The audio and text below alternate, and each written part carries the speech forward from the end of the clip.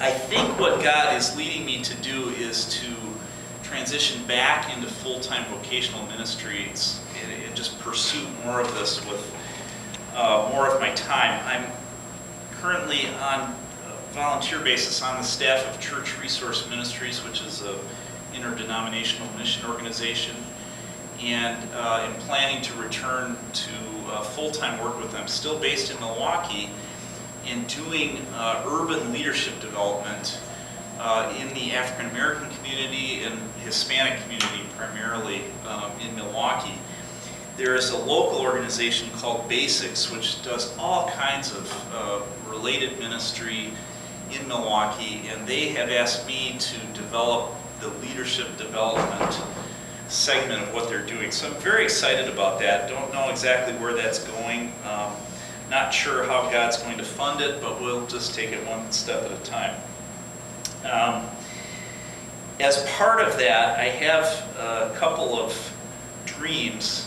One is to start something called the Wisconsin Evangelical Theological Society that would allow both pastors and lay people to get together once a month and discuss theological topics related to Christ and culture with the hope of encouraging one another in our mutual ministries.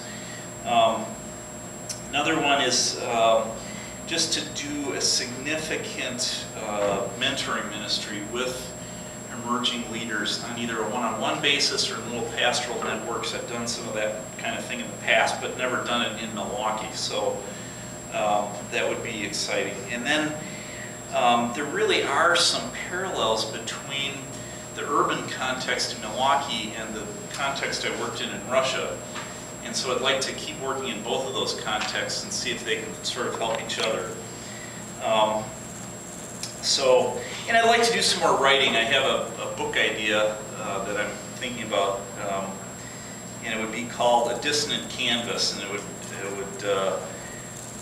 the subtitle would be something like Peace and Joy in the Postmodern World, Is That Possible?